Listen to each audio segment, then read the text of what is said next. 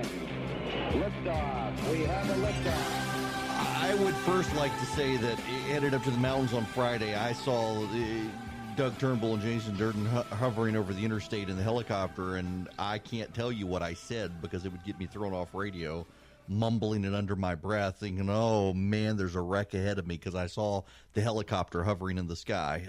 Thankfully, they were just waiting for another helicopter to go past before they moved on. But, man, you see Channel 2 up in the sky, you know, there might be a problem. We're the only radio station that's going to give you access to that. The helicopter up there watching out for you. Now, can we get into the Mueller stuff? I want to break this down in several ways. One, what did he actually say? What is Jerry Nadler's response to this? He's the chairman of the House Judiciary Committee. What are the Republicans saying, and where does this leave us? And I'm really frustrated with some of the talking heads on. And listen, I realize we're all conservatives. Some are better team players than others. It's one of my deep frustrations of the Trump era, is I was deeply critical of George W. Bush when he was president. No one on the right cared. But if you're critical of the president, oh my gosh, you're somehow not a conservative anymore. I don't belong in a cult of personality. And some of what I have heard on radio today has been positively stupid. Genuinely stupid. You are dumber for having listened to it. And you're dumber if you believe it. It's just stupid stuff. And same on some of the talking heads on Fox Day. It's just stupid stuff. Some of it's simply not true. We can disagree with Mueller, but let's not lie about it or be stupid about it. And there is a lot of stupidity out there today about the Mueller stuff. And basically what you're getting is, if you're a Democrat, oh yeah, he's telling us to impeach. And if you're a Republican, he's saying the president's not guilty. That's not true. You people actually need to read the report. I've actually got a bound copy of it I have read. If the president is impeached, it's not good for him. It is not good for the president if he is impeached. Don't believe this talking point that's out there that the impeachment of Bill Clinton helped the Democrats and it will help Donald Trump get reelected. I've heard people on radio say, oh, come on, impeach the president. It's going to get him reelected. You know, for a while there, I thought maybe that was true, and I've said it as much. But the more I've looked at it, actually, no. The data says it actually hurt Bill Clinton and the Democrats. You know what happened after Bill Clinton's impeachment? George W. Bush got elected. Democrats got wiped out in 2000 across the board. Al Gore lost his home state. No, it's not. In the same way, people in Washington like to say, oh, we can't have a government shutdown. It's going to hurt the Republicans. You know what has happened every time Republicans have shut down the government? They've kept a majority or gotten a majority in Congress. The conventional wisdom's crap. Don't believe it. Don't believe this stuff that, oh, no prosecutor would ever do what Bob Mueller did today. That's not true at all. Have you ever heard of unindicted co-conspirators? Richard Nixon was one.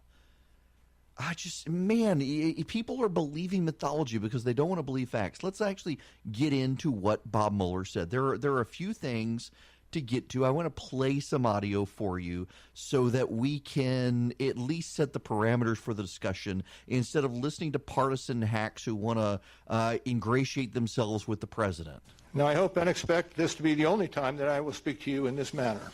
I am making that decision myself. No one has told me whether I can or should testify or speak further about this matter. There has been discussion about an appearance before Congress. Any testimony from this office would not go beyond our report. It contains our findings and analysis and the reasons for the decisions we made. We chose those words carefully, and the work speaks for itself. And the report is my testimony. The report was my testimony. Essentially what Bob Mueller is saying is he's leaving and he has no intention of testifying before Congress. He wants no part of the dog and pony partisan show. He defended the Attorney General, said he does not believe the Attorney General was partisan or mean-spirited or behaving badly by doing what he did. In fact, Mueller said that the Attorney General, he wanted the Attorney General to release certain parts of his report, and instead the Attorney General released the entire report. So that takes off a partisan talking point from the Democrats. The Democrats have said Mueller was upset with the Attorney General. Mueller was pushing stuff out. The Attorney General mischaracterized the report. You've heard all of that in the last couple of weeks, and Mueller saying that's not true.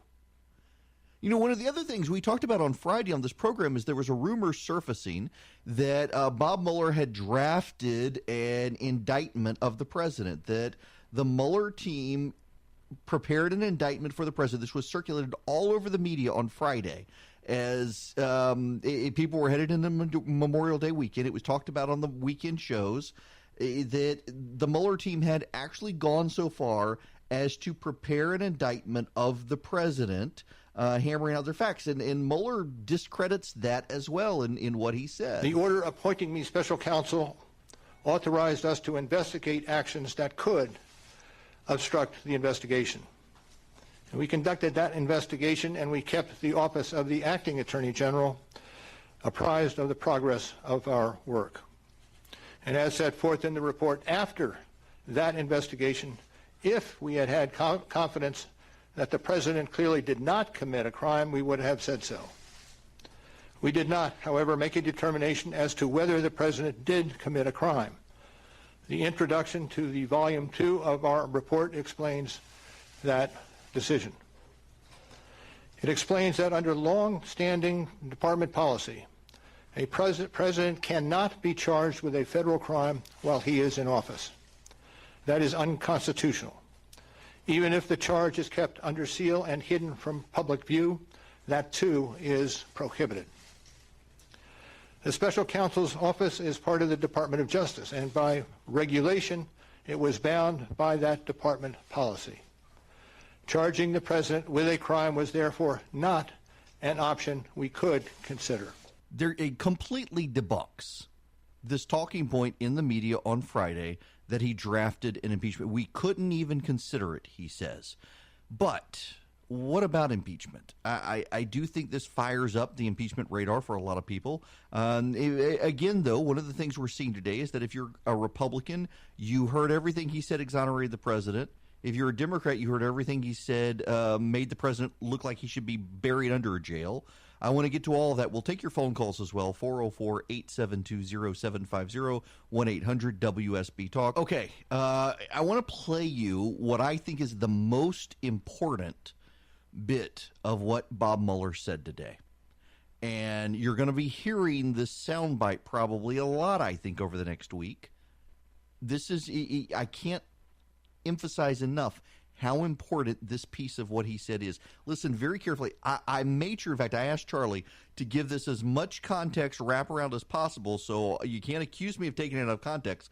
This is just Bob Mueller, the former FBI director, the special prosecutor, for himself. The special counsel's office is part of the Department of Justice, and by regulation, it was bound by that department policy. Charging the president with a crime was therefore not an option we could consider.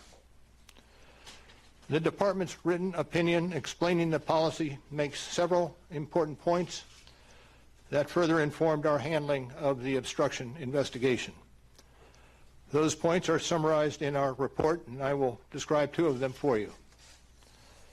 First, the opinion explicitly permits the investigation of a sitting president because it is important to preserve evidence while memories are fresh and documents available. Among other things, that evidence could be used if there were co-conspirators who could be charged now. And second, the opinion says that the Constitution requires a process other than the criminal justice system to formally accuse a sitting president of wrongdoing. So you get this? The Department of Justice has a long-standing opinion, goes back to the Nixon administration. It has been affirmed repeatedly by Democrat and Republican administrations. The Reagan administration reaffirmed it. The Clinton administration reaffirmed it. The Bush administration reaffirmed it, both of them. The Obama administration affirmed it. A sitting president cannot be indicted. The reason a sitting president cannot be indicted is because the executive power flows from the president. And executive power cannot be redirected back in the direction from which it flows. So because the prosecutorial power in the United States government flows from the president, it must go out from the president. It can't be redirected back to the president because anyone beneath the president exercising the prosecutorial power answers to the president. So they can't flow the power back towards the president and indict him. But the president can be investigated to preserve evidence. Essentially, although it's never been tested in court, the general consensus is that you can preserve all the evidence and indict the president once he leaves office. This is how it's done everywhere else in the world. So indictment was never even a consideration. But what he says is you can investigate the president, you can preserve the evidence, but if you want to go after a sitting president, there is a different means by which you do that under the Constitution. That would be impeachment. And interestingly enough, this puts the Democrats in a very awkward position because you have the Democratic leader in the House, Nancy Pelosi, and the Democratic majority leader in the House, Steny Hoyer, saying we are not going to impeach. Now they may have to because of what Bob Mueller just did.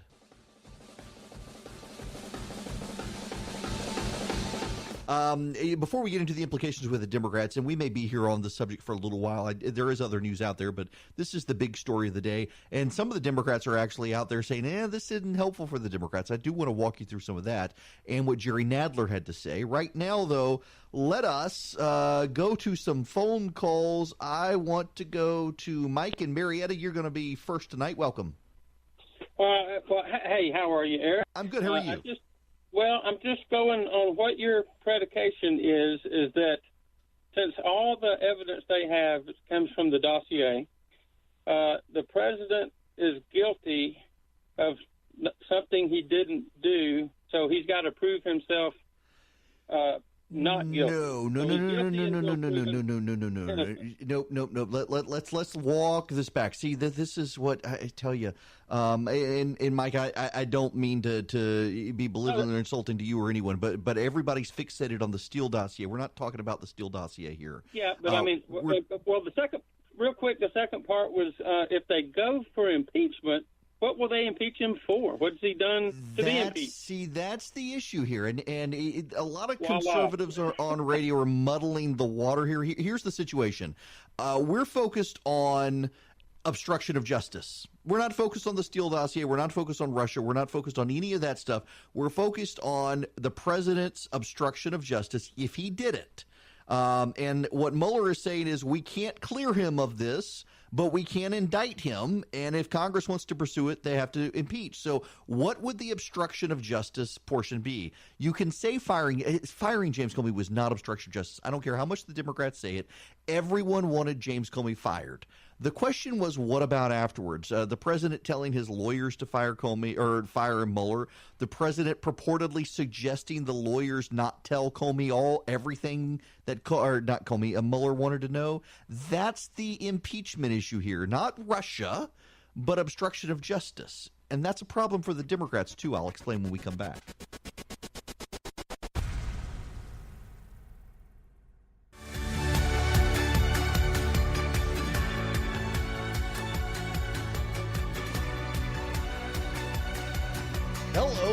Eric Erickson, News 95.5, AM 750, WSB. I want to go to the phones, take some of your phone calls. We'll continue working through the Mueller stuff. I've got more audio, Jerry Nadler audio. Some of the Democrats kind of upset with what Mueller had to say. I want to go back to the phones, though, first to Tony calling from Canton. You're going to be up next. Welcome. Hey, how you doing today? Good. How are you? I just think that this impeachment and Russia thing is just the Democrats are desperate. And I just think they're out of touch with the real world. Because out here in the non-political world, we're working, we're paying our bills, the economy's good, and that's all we care about. I don't care nothing about Russia, no impeachment. When it comes to voting, I'm voting for Donald Trump.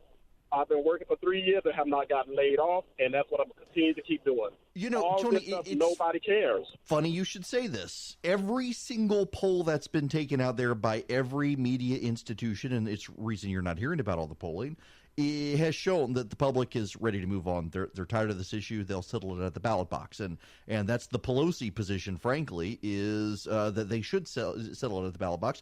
You know, we've got if you listen to a lot of talk radio and conservative talking points out there, we've got this logical conundrum here.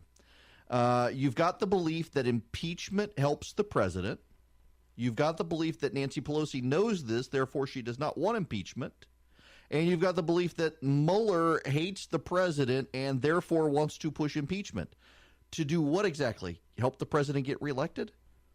I mean, Mueller's not a dumb guy. Everyone concedes he's a smart guy, and many of you think he hates the president as opposed to he was assigned to do a job and did his job, and that he wants to oust the president. So if he wants to oust the president, you would think he would not then be setting the stage for impeachment, because impeachment you think helps the president. How does this all reconcile itself? I'm lost on the logic train on this one. It makes no sense to me, and I feel like I need to, and I don't mean to sound insulting. I'm just deeply frustrated that both sides are believing mythology and they're obfuscating. The Steele dossier keeps coming up from people, and what Mueller investigated has nothing to do with the Steele dossier, and you would never know that by listening to Republicans. I want to explain that for you, but before we get there, I want to take another phone call. Robert and Tucker, you're next.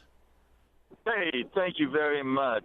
I'm just wondering if they cannot press charges while the president is in office, and what's the point of impeachment unless they're two different things? And the second question, and more important in my opinion, if for whatever reason the House impeaches and the Senate does punitive discipline, once he gets out, can he still be charged again? Yes, great questions, Robert. Robert, by the way, perfect caller. He gives me an opportunity to make me look smart. So you cannot indict a sitting president because the prosecutorial power resides with the president himself. Anyone using the prosecutorial power is using it on behalf of the president. The president can't indict himself. Therefore, they can't indict the president. So what you have to do is you have to remove the president from office before you can indict him. The way you remove the president from office is you show high crimes and misdemeanors. That is, you show that the president, while in office, did things that were against the law. And that does not actually convict the president of a crime. It just provides a pathway to remove him from office so that he can then be convicted of a crime. Impeachment is a legislative matter. It's not a criminal matter. It is a separation of powers issue in the Constitution. So if the Senate were to convict the president and impeach him, that's not going to happen. Then the president would be removed from office, at which point then the president could be indicted criminally for crimes. But you have to go through the process of first either allowing him to lose the election and then prosecuting him, or impeaching him, removing him from office. Nancy Pelosi's position is, I think, the reasonable position. I know, but the reasonable position here is deal with it at the ballot box. That's what she's telling Democrats behind the scenes, that she thinks the president obstructed justice, but if they had an impeachment trial, the Senate's not going to convict him. And if the Senate's not going to convict him, why waste their time being distracted as opposed to go out on the campaign trail and make the case to remove the president of the ballot box, and then go after him, if you want, with the Democratic president and prosecute him. But Nancy Pelosi thinks that there's no reason it's a waste of time because the Senate would not convict. Now, frankly, I think there are some Republicans in the Senate who hate the president so much they might convict, but it's not going to happen. I think she's right on this. And, you've got people out there, including Ari, what's his name, Melber on. So here's the thing. Let me play this Ari Melber clip so you have the gist of where some of the progressive talking heads on TV are. On the scene, this was vintage Bob Mueller. No questions, no bull, and just laying out what he's already laid out in the report. He basically quoted the key highlights from this report, and in so doing, I think a fair reading of what he said would rebut the White House and parts of what his boss, Bill Barr, have said about him. But then he went out of his way to say he doesn't question the, quote, good faith of Attorney General Bill Barr, his boss. That is huge, because Democrats in Congress have tried to line up an attack on Barr as the front edge of their allegations against what they call a corrupt Trump administration and its attempts to obstruct. Mr. Mueller just brushed that back. He also did something else that may be disappointing to people, and Congress will make its own determination whether to demand his public testimony. But he basically said, if you make me talk, I'm going to read you back this report. And that's it. Yeah. So, in other words, Mueller is essentially immunizing William Barr from the Democrats' attacks that he's just a partisan hitman for the president. He defended him. And, the other is he's just going to read the report. Well, here's Jerry Nadler, the chairman of the Judiciary Committee. Very interestingly, he was reading all of his remarks. He wanted to be very precise with his words today, which is somewhat unusual for him, but listen to what he said. We will continue to do so, and we'll make decisions as they seem indicated. One more question. Subpoena Mueller to testify then? Mr. Mueller told us a lot of what we need to hear today. It's very important to be clear on what he told us, on what the special prosecutor told the American people. He reaffirmed what was in the investigation, which was in the report about the investigation, which found substantial evidence that Russia attacked our political system, that the Trump campaign benefited from Russia's interference, that Trump and those around him repeatedly welcomed Russia's support, and that throughout the investigation, Trump sought to obstruct justice and undermine Mueller and the investigation over and over again. The president, the special counsel did not exonerate the president from having committed a crime. DOJ policy prevented Mueller from bringing criminal charges against the president. So the president is lying about the special counsel's findings, lying and saying that the special counsel found no obstruction and no conclusion. We can leave that there. He's reading it off a piece of paper, which is kind of interesting that he's doing that. But let me, before I go to break, the Republicans, I'm trying to be nice in how I deal with this, but I'm deeply frustrated by friends of mine on this issue. Everyone keeps screaming about the Christopher Steele dossier. That's not part of the Mueller investigation, and I know all of you think it is, and I know you can all cite where so-and-so and so-and-so have said it is, but it's not part of the Mueller investigation.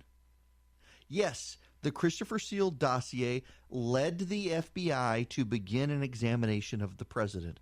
That's not what Bob Mueller was looking at.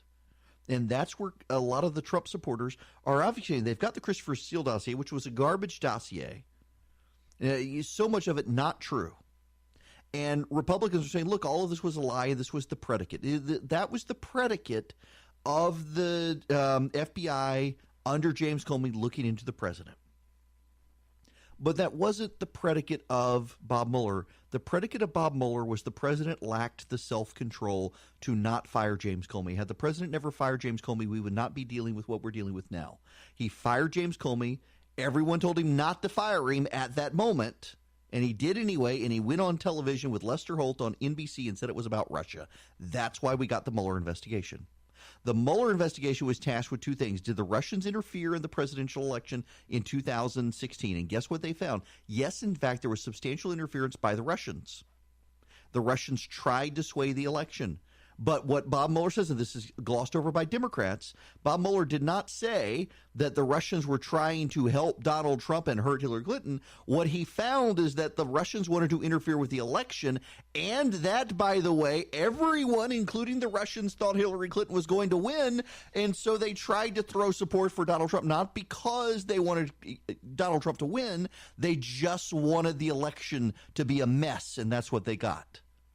The second part of the investigation was, did the president try to obstruct justice? One, by firing James Comey, and two, by then trying to impede the special prosecutor's investigation. This is where the impeachment stuff comes from. Again, none of it has to do with Christopher Steele.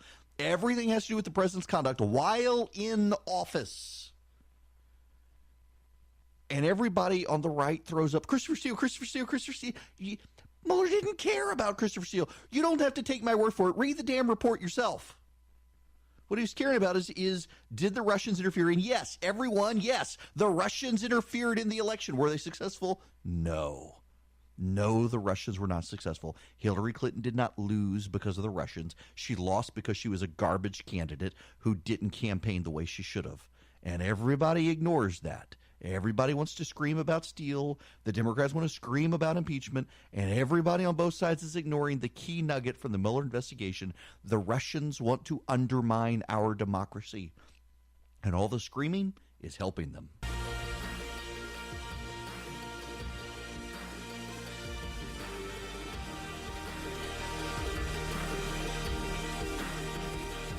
All right.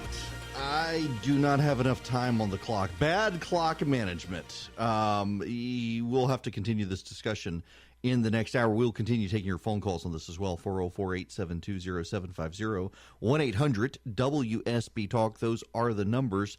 But here's the thing you just need to understand, your key takeaway moment from what Mueller was saying today. He's done. He's leaving. It's over. Investigation closed. He will not testify before Congress. If forced to, he'll read the report. And he had no power to indict the president. Therefore, he could not indict the president.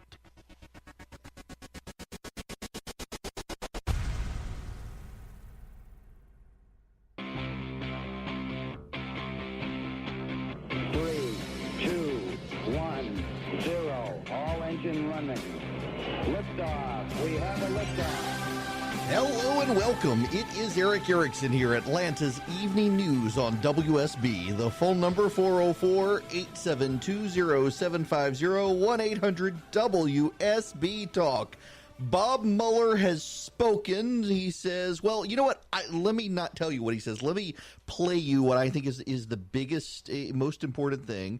And then what I need to do is I need to discuss the box this puts the Democrats in, because I don't believe the conventional wisdom that this hurts the Democrats and helps the president. But there is a way I think Nancy Pelosi realizes it does hurt the Democrats and helps the president. But before we do that, Mueller on why he didn't indict the president. Let me play this audio for you. The special counsel's office is part of the Department of Justice, and by regulation, it was bound by that department policy. Charging the president with a crime was therefore not an option we could consider. The department's written opinion explaining the policy makes several important points that further informed our handling of the obstruction investigation. Those points are summarized in our report, and I will describe two of them for you. First, the opinion explicitly permits the investigation of a sitting president because it is important to preserve evidence while memories are fresh and documents available. Among other things, that evidence could be used if there were co-conspirators who could be charged now. And second, the opinion says that the Constitution requires a process other than the criminal justice system to formally accuse a sitting president of wrongdoing. In other words, impeachment, that the special prosecutor is not allowed under the law and Department of Justice guidelines to indict a sitting president. He's not allowed to do it, so he couldn't do it, didn't even consider it as a result. So all the rumors about a draft indictment and whatnot, not true, is basically what he's saying. Contrary to press reports last week, not true. What can be done is impeachment. And the Democrats are now in a box because of Bob Mueller. And I think some of them recognize they're in a box. Jerry Nadler today coming out saying impeachment now on the table. There is a lot of conventional wisdom in Washington, and a lot of times I think the conventional wisdom is wrong. And one of the pieces of conventional wisdom you hear in Washington, D.C. is that government shutdowns hurt Republicans. And there's actually no data to support that. In fact, after the government shutdown in the 90s in the Clinton administration, Republicans went up. The Republicans who lost in the House of Representatives, there were only a handful of them. No one had expected them to win their election in 1996.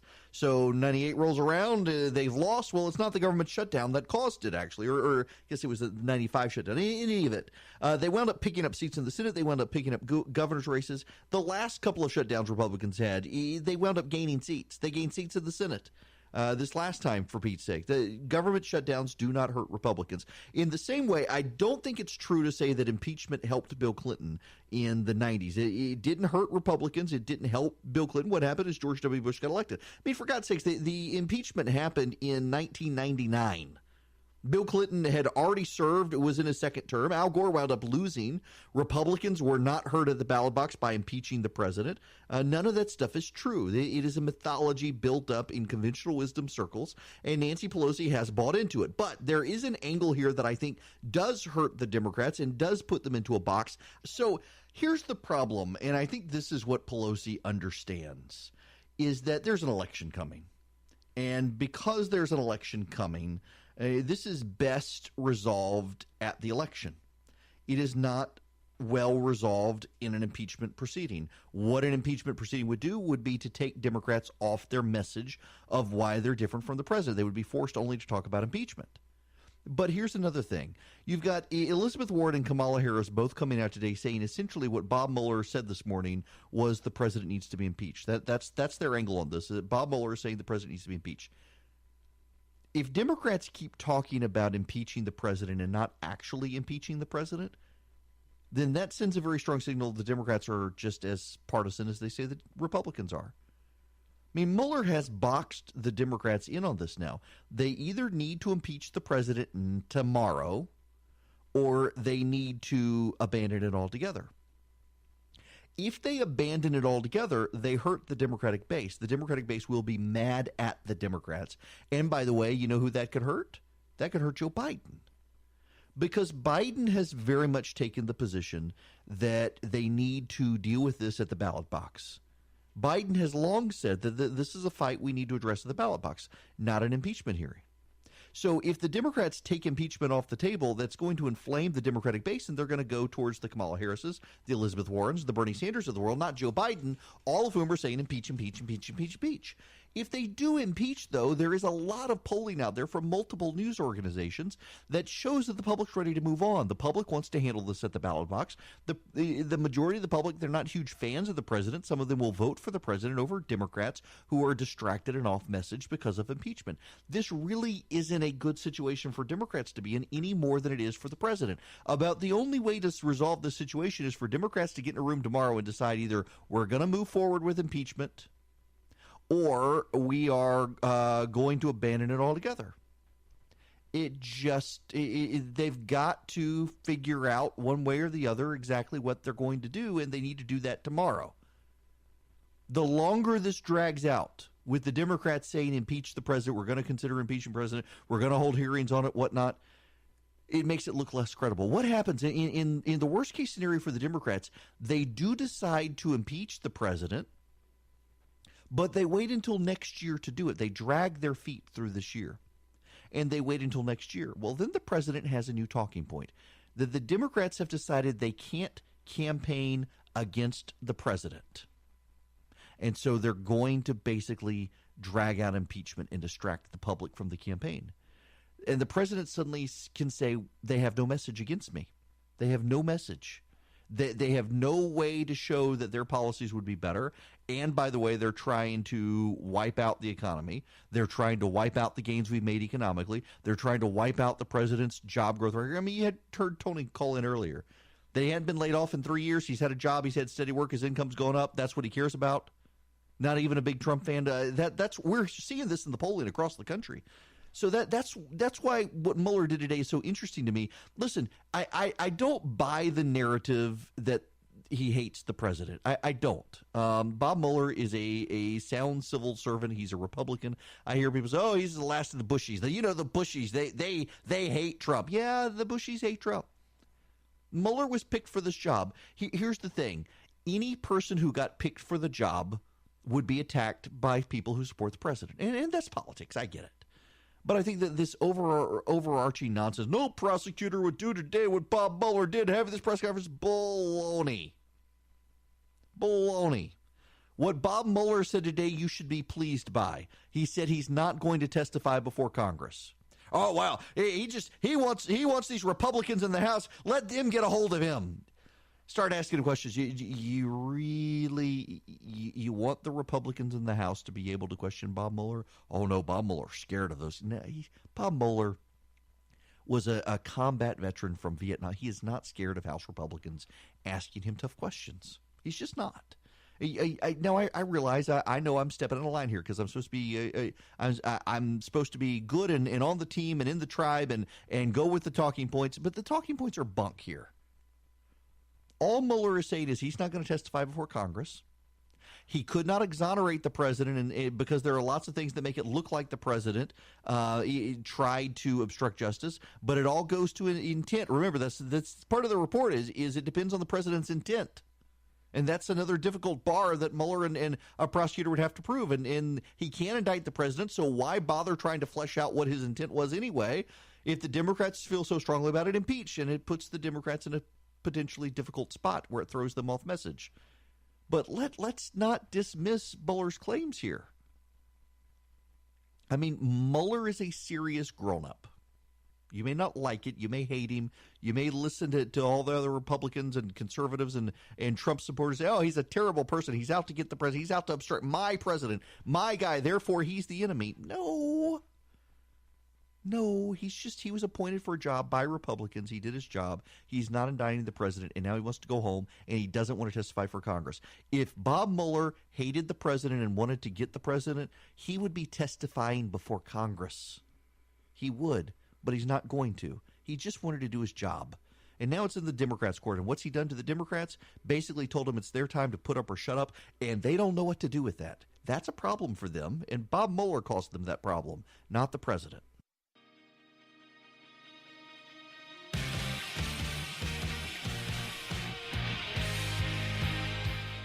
And I need to go to phones, 404-872-0750, 1-800-WSB-TALK. Mike in Gainesville, thanks for being patient. How are you? Hey, Mike. Yes. Hi there. Can you hear me? Yep, I can hear you. Yeah, a couple of things. Number one, Mueller's comments to me seem to accomplish two things. One is that it's basically just a continuation of the diversionary tactic that Democrats have used to keep people away from fully investigating the Clintons, the Obama administration, particularly as it pertains to the selling of uranium to Russia. And secondly, if Mueller was director of the FBI during that time, he probably has some exposure and is frantically trying to keep the diversion going, particularly in light of recent statements by the Attorney General about the fact they are investigating such things. Well, what the Attorney General is specifically investigating is what led to the FBI investigating the president originally. That's what they're probing. Why are they Why did they investigate? What was their original grounds for investigating Donald Trump? Was it the Steele dossier? And if so, how did that come about? And I think that's a fair investigation. They do need to investigate it. We do need those questions answered. I don't think, though, we can – I mean, if you want to relitigate Uranium One and Hillary and all that stuff, okay, go for it. But we're well beyond that. No one looked into it. Even Donald Trump is not looking into it. So if Donald Trump's not looking into it, if William Barr isn't looking into it, then I think we're fighting the last fight instead of looking forward to what's coming down the pike.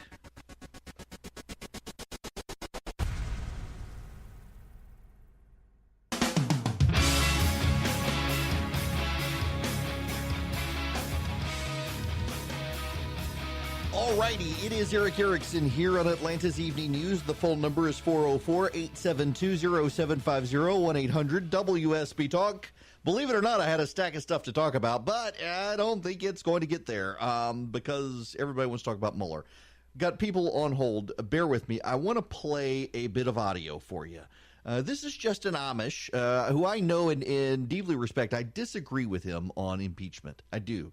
I think that this is best settled at the ballot box, not an impeachment hearing. I don't think the president actually obstructed, and I have read the Mueller report. Now, somebody actually sent me a bound copy of it via Amazon. I have no idea who did it, but I have read it. And I disagree. Yeah, the president did things he shouldn't have done. I don't think it amounts to obstruction of justice.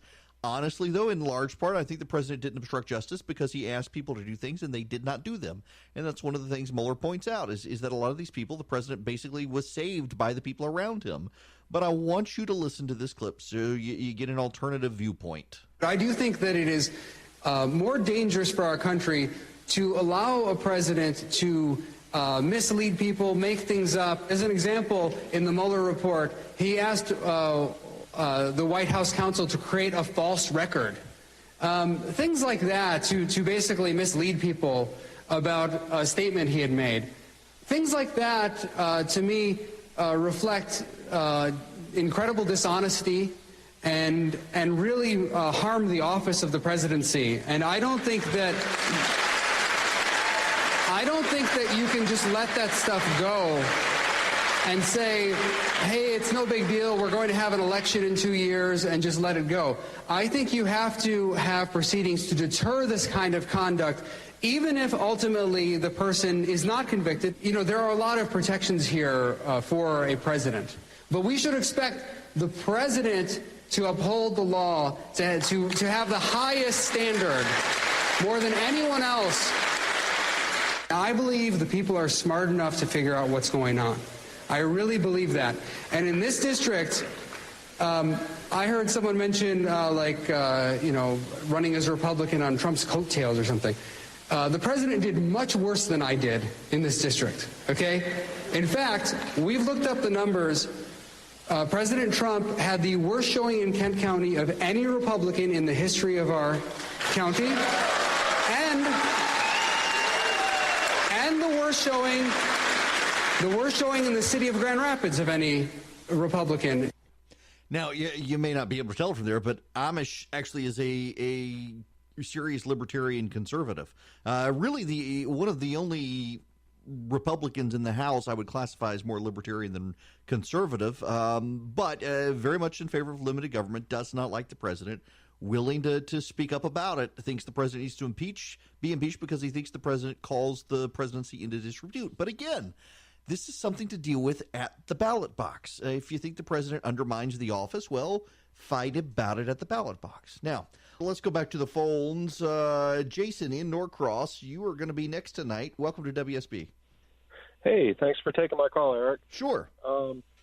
I was a little surprised by something you said earlier, and I don't want to misquote you, but you were saying something like, do we really want these Republicans to go up against Mueller? Mueller's a grizzled Marine veteran or something like that. No, what I was saying is one of the Republican talking points is that the reason Mueller doesn't want to testify is because he's scared of Republicans in Congress. I don't think that's the case.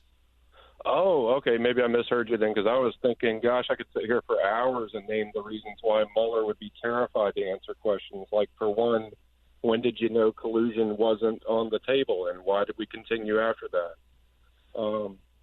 Maybe I misheard you, though. But the thing about McGahn, the thing that, I guess Trump asked him maybe to change his story or try to coach him on how to answer. But I think I see what people are getting at there. But really, I think when Trump saw evidence, and we've seen the evidence, it's not just guessing. We've seen evidence that this Mueller investigation was nefarious, was ill-founded and ill-handled. I think that gives the president the right. Now, why was the investigation itself nefarious? Well, maybe I'm using the wrong word there, but I mean, the whole thing started off of, it's a sham. This investigation should have never happened. It's an illegal investigation, as far as I'm concerned. I really am trying to understand your point. If the Attorney General allows the Assistant Attorney General Rod Rosenstein to make the call, and Rosenstein appoints a special prosecutor under the special prosecutor statute and tells him to look at two things: did Russia interfere with the election, and did the president obstruct justice? Can you say where would the illegality of the investigation come in? Well, they started with Carter Page, right? And No. They didn't. See, this is that, and Jason. This is one of my. It's not a frustration with you. It's a frustration with, I think, the way some Republicans have talked about this investigation for so long. They did not. Bob Mueller did not start with Carter Page. Bob Mueller never started with Carter Page. In fact, Carter Page is not a big deal in the Mueller report. Bob Mueller started with the firing of James Comey, which, again, all the president's advisors told him, and you don't have to believe me, read the Mueller report. They say it under oath. They told the president, don't fire James Comey. James Comey's investigation started with the Steele dossier. But the reason the Mueller investigation happened was not because of the Steele dossier. It was because the president fired James Comey and went on NBC Nightly News with Lester Holt and said he fired him because of the Russia investigation. Had the president not done that, there would have never been a Mueller investigation. So it's not fair to say that the Mueller investigation was about Carter Page. because it wasn't about Carter Page. In fact, I've got the Mueller report pulled up on my screen right now, a PDF word searchable version of it. Do you know how many times Carter Page's name appears in the report? 0. 0 times. Carter Page does not appear in the Mueller report at all. This isn't. So much of this is not. Actually, I take that back. Carter Page's name does appear. It took forever for it to come up. Carter Page's name does appear about a half dozen times. But again, only a half dozen times. This isn't about Page and it's not about Steele. This is about the president's lack of self-control. Had the president not fired James Comey, we would not have a Bob Mueller investigation. What the president could have done is he could have had the Justice Department insist on an investigation into how the Christopher Steele dossier came up. In fact, he's doing that now, and William Barr is doing that. And I think the reason that James Comey and some people within the DOJ and the FBI are screaming is because they know that James Comey had no business doing that. And had the president done it to begin with, we wouldn't be where we are right now. But where we are right now with the calls for impeachment, everybody's muddied the water. And all I'm doing is I'm trying to clear the water up for you. I'm trying to make it clear so you can see that where we are right now with the Democrats and impeaching the president, yes, they think the president worked with Russia to steal the election. But you know what? The Mueller report shows that did not happen. He clears the president in that. Where the impeachment grounds come from is, did the president try to get people to not be honest with Bob Mueller? That's where the investigation comes from. Did the president try to get people to not be honest with Bob Mueller? And there are ample examples of the president trying to get people to not say things or to say things differently than they wanted to, but these people saved the president by not listening to him, which is why I don't think we can get there with obstruction of justice. The people did not do what the president wanted them to do.